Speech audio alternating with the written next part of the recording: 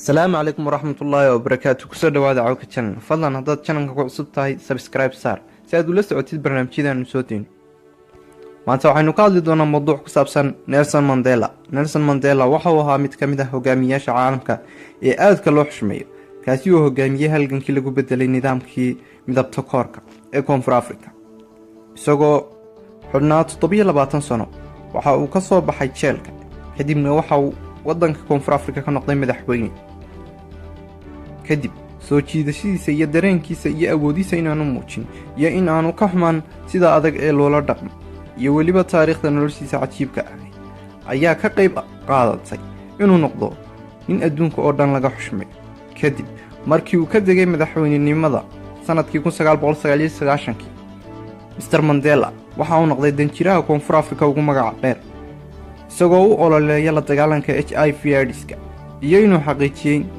in dalkiisa uu martigeliyo koob adduunka ciyaaraha ee 2010 waxa uu sidoo kale ku hawlana wadaxaajoodiyada nabadda ee Jamhuuriyadda Dimuqraadiga Congo, Burundi iyo dalal kale oo Afrika sanadkii 2004 isagoo jira da'da 85 sano ayaa Mr Mandela waxa uu howlgab ka noqday shaqadii bulshada u hayay si uu waqti dheer ula qaato qoyskiisa iyo saaxiibadiisa oo xaalad degan ula galo Mr Mandela waxa uu ku dhashay Roli Talib Hunga sanadkii 1918 waxa uu ka soo jeeday qabiilka Madiba ee ku hadla afka Hausa dadka Tembu ee degad tuuleer oo ku taala bariga Cape Town ee Koonfur Afrika gudaheeda waxa inta badan loogaga yeedhi jiray magaca qabiilkiisa ee Madiba halka uu bixiyay magaca Ingiriiska ah ee Nelson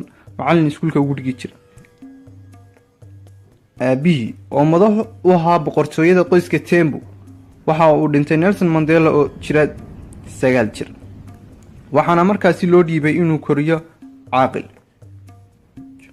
Chongitaba waxa uu ku biiray African National Congress sanadkii 1943 markii hore waxa uu ahaa qof ololeeya kadibna waxa uu ahaa aasaasi iyo madaxweynihii ururka dhalinyarada ee ANC ugu dambeyn kadib markii uu sanado badan u xidhnaa waxa uu sidoo kale noqday madaxweynaha Koonfur Afrika waxa uu guursaday xaaskiisii u horeysay ee Elifa Mese sanadkii 1944 waxa ay isfureen 1985 kadib markii 4 carruur ay isu dhaleen Mr Mandela waxa uu bartay sharciga waxa uu 1952 xafiis qareen ka furtay Johannesburg isaga iyo saaxiibkiisii Oliver Tambo Mr Mandela iyo Mr Tambo iyaga oo wada jira waxa ay sameeyeen ololo lagaga soo horjeedo midab takoorka midab ay dejiyeen xisbiga qaranka ee oo wada cadaan ha kaasi oo lagu cadaadin jiray madowga tirada badan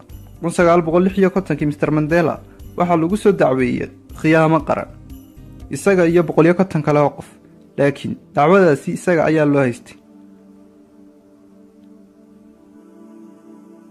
kadib maxkamad 4 sano socotay iska caabinta midab takoorka ayaa sii korodhay waxaana ay sababtu u badnayd sharciyo cusub oo la soo saaray kuwaasi oo sheegaya meelaha dadka madow loo ogol yahay iyo in ay ku noolaadaan iyo in ay ka shaqeeyaan sanadkii 1958 Mr Mandela waxa uu guursaday Wiana Matikisela oo markii dambe door muuqda ka qaadatay ololihii ninkeeda looga sii deyniyay xabsiga ururka ANC waxa laga mamnuucay 1960 markaan Mr Mandela iyo xubno kale oo hoggaanka ururka ah ayaa dhuumasho ku galay mucaaradka rejiimka midab takoorka ayaa koray 1960 markii 69 qof oo madow ah ay ciidan boolis ah toogasho ku dileen banaan baxna dhacay tani waxay calaamad u ahayd dhamaadkii iska caabinta waxaana Mr Mandela markaasi uu madaxweyne ku xigeen oo ahaa ANC oo bilaabay olole lagu waxyeeleynayo dhaqaalaha ugu dambeyntii waa la xidhay waxaana lagu soo eedeeyay inuu waxyeeleynayo isla markaana uu yahay fidnawade isagoo ka hadlayay maxkamadda gudaheeda dacwadda loogu magac daray Rifonia oo ah meel ku taala bannaanka Johannesburg, halkaasi oo laga soo xidhay qaar ka mid ah dadkii eedaysanayaasha ah. Mr. Mandela waxa uu aaminsan yahay in dimuqraadiyadda iyo xorriyadda iyo sinaanta. Waxaan difaacayaa aragtideeda dimuqraadiyadda iyo bulsho xor ah, taasi oo dhammaan dadku ay ku wada nool yihiin heshiisyo iyo fursado loo siman yahay. Sidaa waxaa yidhi Nelson Mandela. waxaa kaloo Nelson Mandela maxkamadda ka dhex yidhi, waa aragti aan rajaynayo inaan ku noolaado oo aan helo, laakiin haddii loo baahdo waa aragti aan diyaar u ahay inaan u dhinto. Dhammaadkii 1964 ayaa lagu xukumay xabsi daa'im 12 bilood gudahood intii u dhaxaysay sanadii 1968 ilaa 1969. hooyadii ayaa dhimatay. wiilkiisii ugu weynaa waxa uu ku dhintay shil baabuur, laakiin looma ogolaan inuu ka qayb galo aaskoodii.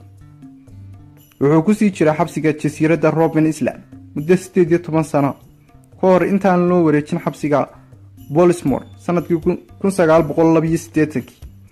intii Mr. Mandela iyo xubno kale ee hogaamiyaasha ANC ay ku jireen xabsi masaafur oo dibadda ah. dhalinyaradii Koonfur Afrika ee xaafadaha madowga intii karaankooda ahayd ayay la dagaalameen maamulka caddaanka ah ee tirada yar. boqolaal ayaa la dilay, iyadoo kumanaan kalena la dhaawacay ka hor intaan kacdoonkii baabi. 1980 Mr. Tambo oo masaafur ku maqnaa ayaa bilaabay olole caalami ah oo lagu sii daynayay Mr. Mandela. beesha caalamka ayaa sii adkaysay cunaqabatayntii markii ugu horeysay ee lagu soo rogay 1967. Asalaamu calaykum waraxmatullaahi wabarakaatu. qaybtii koowaad ee taariikhda Mr. Mandela maanta intaas ayaan ku joojin doonaa. It has the power to inspire. It has the power to unite people in a way that little else does. It speaks to youth in a language they understand. Sport can create hope where once there was only despair. It is more powerful than governments in breaking down racial barriers. It laughs in the face of all types of discrimination. The heroes are standing with me are examples of this power. They are valiant, not only in the playing field, but also in the community, both local and international. They are champions, and they deserve the world's recognition.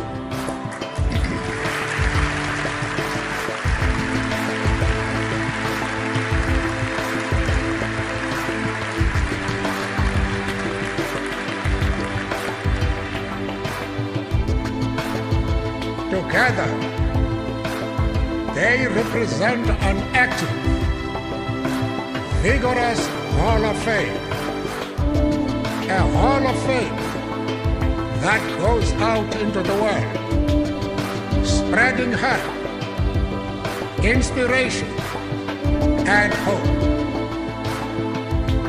Their legacy will be an international community where the rules of the game are the same for everyone, and behavior is guided by fair play and good sportsmanship. I ask you now to rise and join me in commending the original inductees into the World Sports Academy Hall of Fame.